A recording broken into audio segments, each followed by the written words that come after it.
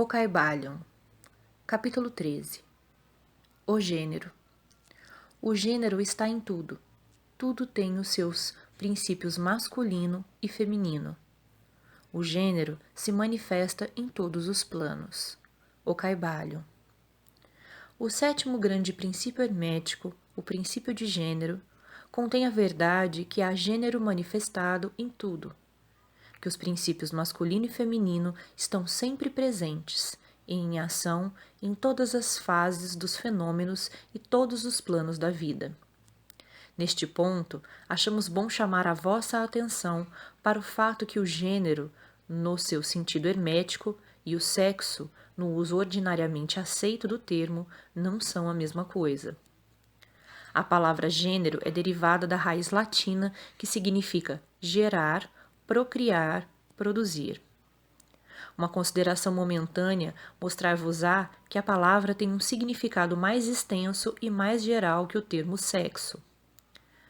O último referindo-se às distinções físicas entre as coisas viventes, machos e fêmeas. O sexo é simplesmente uma manifestação do gênero em certo plano do grande plano físico, o plano da vida orgânica. Desejamos fixar essa distinção nas vossas mentes, porque certos escritores que adquiriram uma simples noção da filosofia hermética pretenderam identificar este sétimo princípio hermético com as disparatadas, fantásticas e muitas vezes repreensíveis teorias e ensinos a respeito do sexo. O ofício do gênero é somente de criar, produzir, gerar, etc., e as suas manifestações são visíveis em todos os planos de fenômenos. É um tanto difícil dar provas disto nas linhas científicas, pela razão que a ciência ainda não reconheceu este princípio como de aplicação universal. Mas ainda assim, várias provas têm provindo de fontes científicas. Em primeiro lugar, encontramos uma distinta manifestação do princípio de gênero entre os corpúsculos, íons ou elétrons, que constituem a base da matéria, como a ciência conhece por último, e que formando combinações formam o átomo, que até há pouco tempo era considerado como final indivisível. A última palavra da ciência é que o átomo é composto de uma multidão de corpúsculos, elétrons ou íons, sendo aplicados vários nomes por autoridades diferentes, que giram uns ao redor dos outros e vibram no elevado grau de intensidade. Mas as explicações que seguem mostram que a formação do átomo é realmente devida ao agrupamento de corpúsculos negativos ao redor de um positivo, parecendo que os corpúsculos positivos exercem certa influência sobre os corpúsculos negativos, fazendo estes formarem certas combinações e assim cria ou gera um átomo.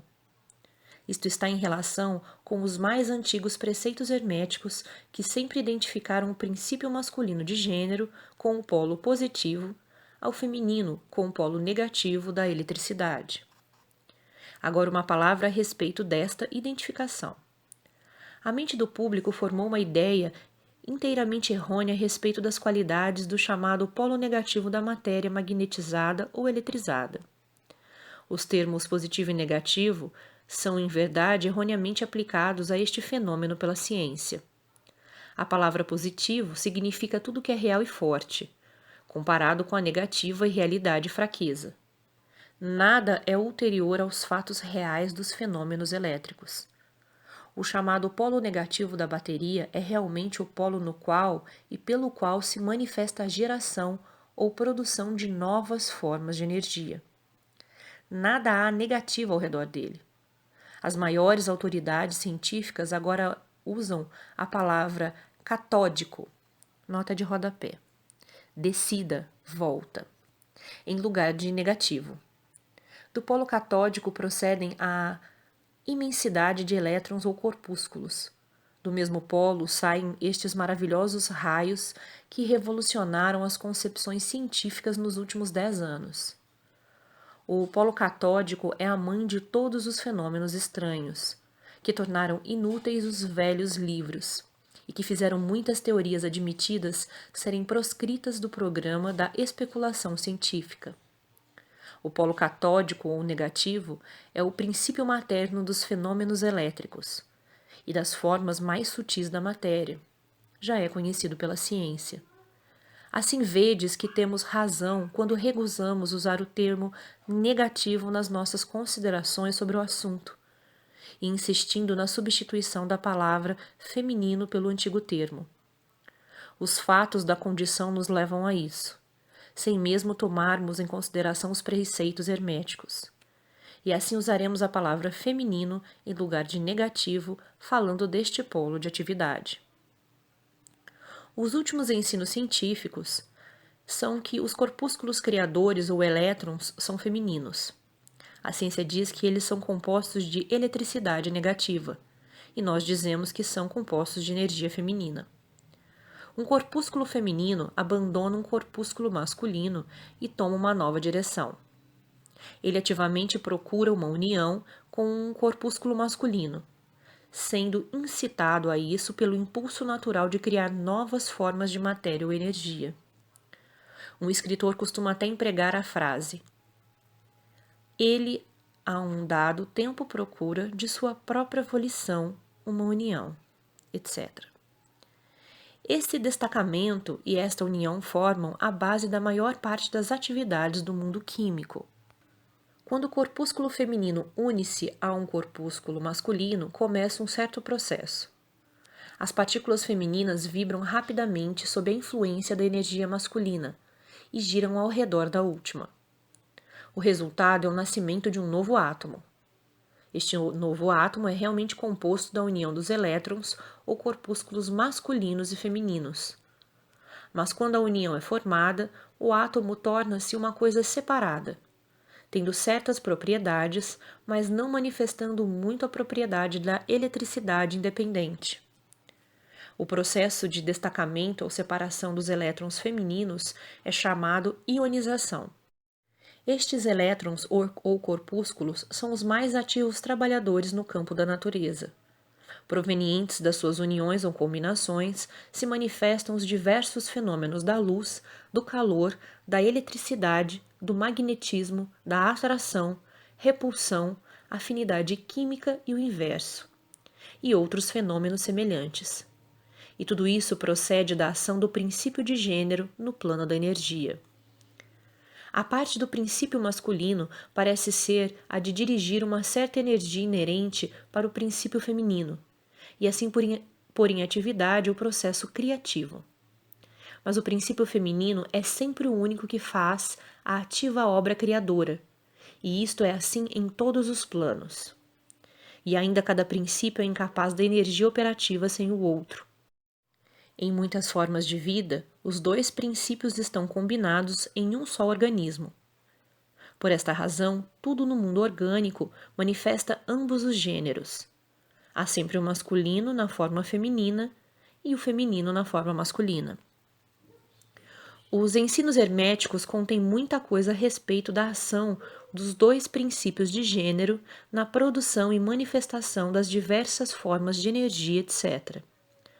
Mas não julgamos conveniente entrar em detalhes a respeito dos mesmos neste ponto, porque não podemos sustentá-los com provas científicas, pela razão que a ciência ainda não progrediu necessário para isso. Mas o exemplo que vos demos dos fenômenos dos elétrons ou corpúsculos vos mostram que a ciência está no caminho reto, e poderia também dar-vos uma ideia geral dos princípios ocultos.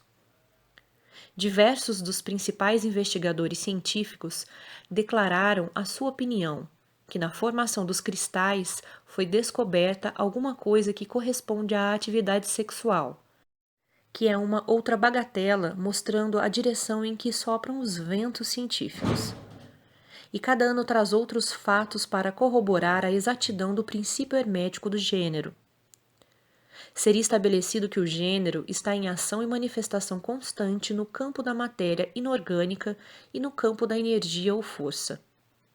A eletricidade é agora geralmente considerada como alguma coisa em que todas as outras formas de energia parecem dissolver. A teoria elétrica do universo é a última doutrina científica, e ela está crescendo rapidamente em popularidade e aceitação geral. E assim segue-se que, se pudermos descobrir nos fenômenos da eletricidade, levados ao seu princípio e fonte de manifestações, uma clara e infalível evidência da presença do gênero e suas atividades. Estamos justificados vos fazendo crer que a ciência, enfim, deu provas da existência em todos os fenômenos universais deste grande princípio hermético, o princípio de gênero. Não é necessário gastar o nosso tempo com o muito conhecido fenômeno da atração e repulsão dos átomos, afinidade química, os amores e ódios das partículas atômicas, as atrações ou coesões entre as moléculas da matéria. Estes fatos são muito bem conhecidos para necessitar extensos comentários nossos. Mas considerastes alguma vez que todas estas coisas são manifestações do princípio de gênero? Não vedes que estes fenômenos andam a par com os dos corpúsculos ou elétrons? E ainda mais que isso, não vedes a racionalidade dos ensinos herméticos que afirmam que a verdadeira lei da gravitação, esta estranha atração pela qual todas as partículas e corpos de matéria no universo tendem para outras, é simplesmente outra manifestação do princípio de gênero, que opera na direção de atração da energia masculina para a feminina e vice-versa? Não poderemos dar-vos provas científicas disto agora, mas vamos examinar os fenômenos à luz dos ensinos herméticos sobre o assunto, e veremos se não tereis uma mais útil hipótese que as oferecidas pela ciência física. Submetei todos os fenômenos físicos ao texto, e vereis sempre em evidência o princípio de gênero. Permite-nos agora passarmos à consideração da ação do princípio no plano mental. Muitas ideias interessantes têm nele a sua examinação.